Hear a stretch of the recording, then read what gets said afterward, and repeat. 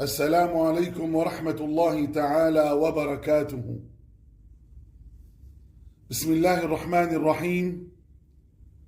الحمد لله رب العالمين، وأفضل الصلاة وأتم التسليم على سيدنا محمد وعلى آله وأصحابه أجمعين.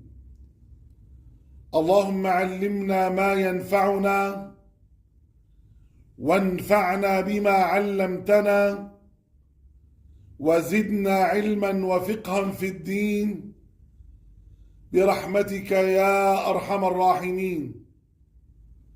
اللهم أعطنا سؤلنا واقض لنا حوائجنا على الوجه الذي يرضيك عنا برحمتك يا أرحم الراحمين.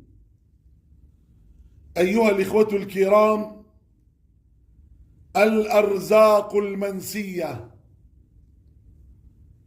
أيها الإخوة الكرام،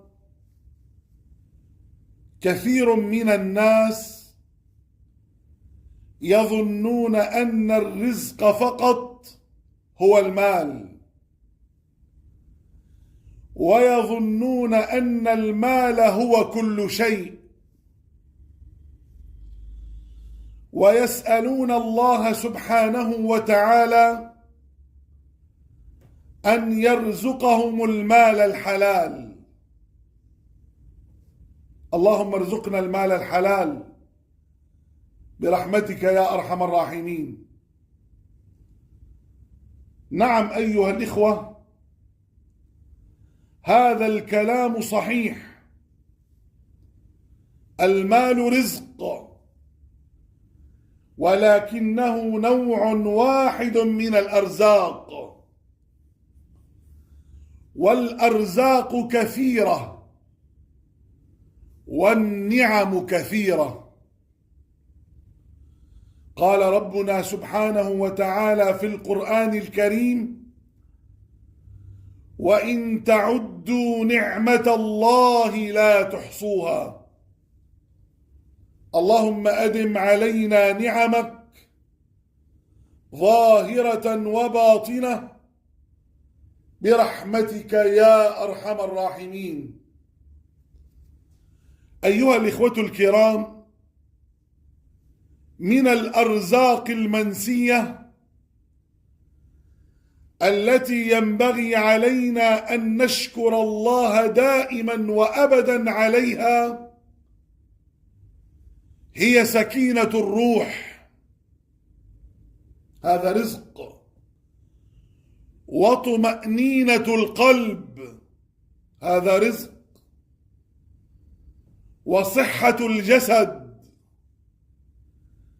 ودعوة أم، ودعوة أب، ووجود أخ، ووجود أخت، ولقاء محب، وضحكة ابن، وصديق صالح، وصلاح نفس، والمحافظة على الصلاة في وقتها، والمحافظة على قراءة القرآن والذكر، وعين ترى، ولسان ينطق، ونوم هنيء. وفوق هذا كله، وبعد الإيمان بالله سبحانه وتعالى، وجود العافية. اللهم إنا نسألك العفو والعافية في الدين والدنيا والآخرة برحمتك يا أرحم الراحمين. أيها الإخوة الكرام، نعم كثيرة وشكر قليل. قال ربنا سبحانه وتعالى في القرآن الكريم: لئن شكرتم لأزيدنكم ولئن كفرتم إن عذابي لشديد.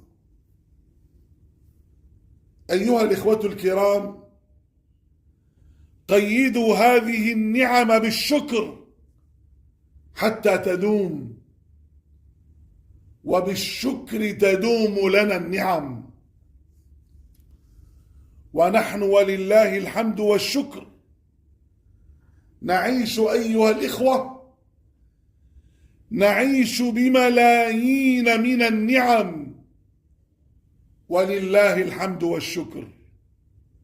يا رب يا رب يا رب، اللهم أدم علينا نعمك ظاهرة وباطنة، وألهمنا أن نشكرك عليها برحمتك يا أرحم الراحمين. اللهم عرفنا قيمة نعمك بدوامها لا بزوالها برحمتك يا أرحم الراحمين. آمين آمين آمين، والحمد لله رب العالمين، وصلى الله وسلم وبارك وعظم وأنعم على سيدنا محمد وعلى آله وأصحابه أجمعين. والسلام عليكم ورحمة الله تعالى وبركاته.